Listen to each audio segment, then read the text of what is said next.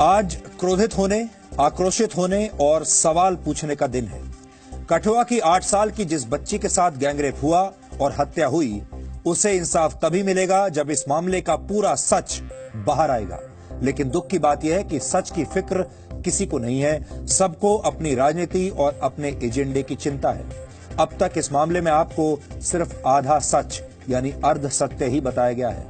आपने इस पूरे मामले को लेकर कई तरह की थ्योरीज पढ़ी और सुनी होंगी, लेकिन इस पूरे मामले में तथ्यों की जांच ठीक से शायद किसी ने नहीं की। सब सुनी सुनाई बातों के आधार पर अपना आक्रोश जाहिर कर रहे हैं और ऐसे नाजुक वक्त में कुछ लोग बहुत ही चालाकी के साथ इसे धार्मिक रंग दे रहे हैं और अपना एजेंडा चला रहे हैं। जिन लोगों ने 8 साल की बच्ची के साथ दरिंदगी की, वो तो गुनाहगार हैं ही, लेकिन इसके साथ साथ वो लोग भी उतने ही बड़े गुनाहगार हैं जिन्होंने इस पूरे मामले को धार्मिक रंग दिया और राजनीतिक रंग दे दिया।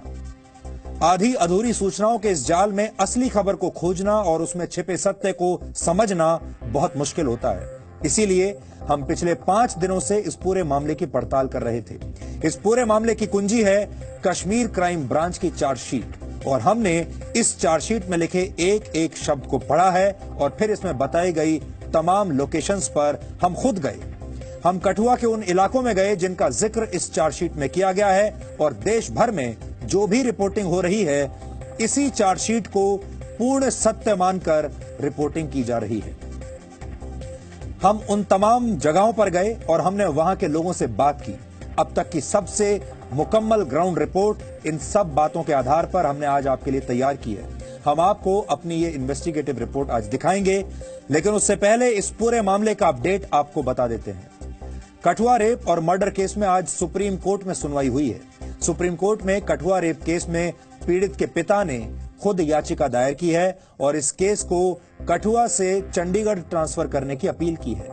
इस याचिका पर सुप्रीम कोर्ट ने आज जम्मू कश्मीर सरकार को नोटिस जारी करके उनका जवाब मांगा है।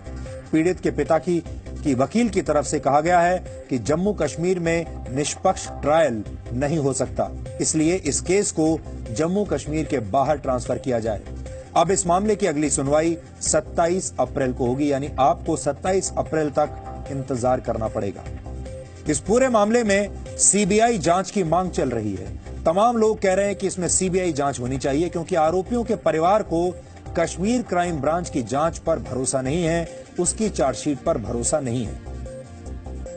इस बीच हमारी ग्राउंड रिपोर्ट में कठुआ के रासना गांव के लोगों ने बहुत सारे सवाल उठाए हैं। इस पूरी रिपोर्टिंग के दौरान हमारे मन में सिर्फ एक ही बात थी, और वो हम सबसे पहले आप सबके सामने स्पष्ट कर देते हैं, क्योंकि बाद में बहुत सारे लोग आरोप लगाएंगे। और वो बात यह है कि 8 साल की इस बच्ची को किसी भी हाल में इंसाफ जरूर मिलना चाहिए, और इस दुनिया में जो भी कड़ी से कड़ी सजा हो सकती है, सबसे कड़ी सजा हो, वो उसके हत्यारों को मिलनी ही चाहिए, ऐसा हमारा मानना है। लेकिन रासना गांव के लोगों के सवालों को भी नजरअंदाज नहीं किया जा सकता। इस मामले में 8 साल की बच्ची को इंसाफ तब मिलेगा जब सारे सवालों और शंकाओं को तथ्यों की मदद से समाप्त कर दिया जाएगा। हमने जब गांव के लोगों से इस बारे में बात की तो उन्होंने कई सवाल उठाए। उनका पहला सवाल था कि जिस एक कमरे के मंदिर में 4 खिड़कियां हों, जिस एक कमरे के मंदिर के 3 दरवाजे हों, और जिस एक कमरे के मंदिर में हर रोज 3 गांवों के लोग पूजा अर्चना करने आते हों, वहां किसी लड़की को इतने दिनों तक बंधक बनाकर कैसे रखा जा सकता है? ये कैसे संभव है कि उस एक कमरे में 6 दिन तक उस लड़की को बंधक बनाकर रखा, और 6 दिनों तक जहां इतने सारे लोग हर रोज आते हैं पूजा अर्चना के लिए, किसी को पता ना चला हो? लोगों का यह भी सवाल है कि कोई पिता अपने बेटे और अपने नाबालिग भांजे को 8 साल की एक मासूम बच्ची का रेप करने के लिए कैसे कह सकता है? यह कैसे संभव है?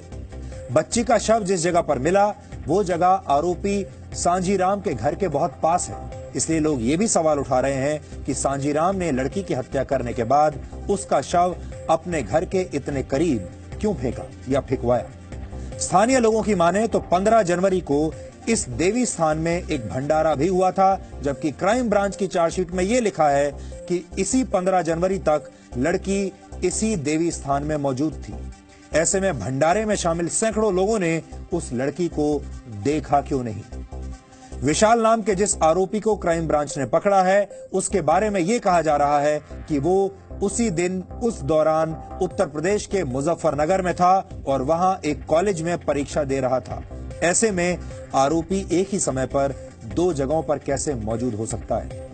ये बात भी सच है कि पहले इस मामले की जांच स्थानीय पुलिस कर रही थी और फिर बाद में ये पूरी जांच कश्मीर की क्राइम ब्रांच को दे दी गई और इसके बाद ही इस पूरी घटना की कहानी बिल्कुल बदल गई।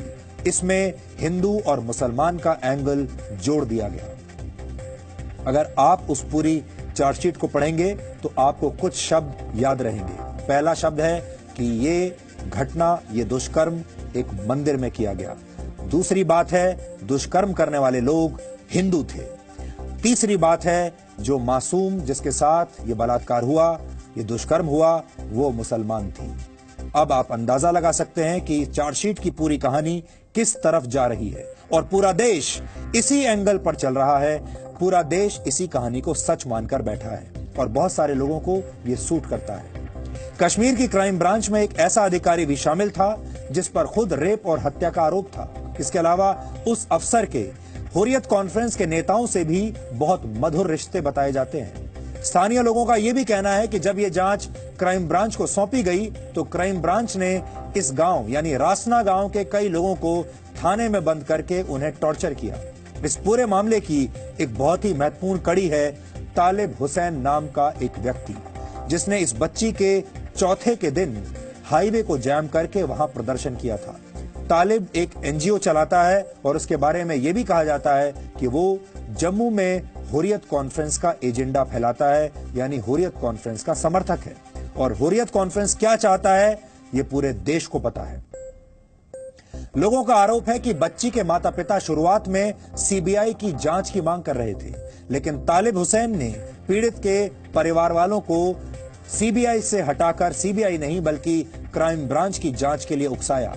इसलिए अब यहां के लोग इस पूरे मामले की सीबीआई जांच की मांग कर रहे हैं ताकि सच सामने आ सके, पूरा सच देश को पता चल सके और दोषियों को सजा मिले। यहां हम एक बार फिर ये कहना चाहते हैं कि 8 साल की इस मासूम बच्ची के साथ जो कुछ भी हुआ उसका हमें शायद आपसे ज्यादा दुख है। हम इस घटना से व्यथित हैं और हमें लगता है कि इस मामले में दोषियों को दुनिया की सबसे कड़ी सजा मिलनी चाहिए, लेकिन यह सजा सत्य और तथ्य के आधार पर मिलनी चाहिए, एजेंडे के आधार पर नहीं।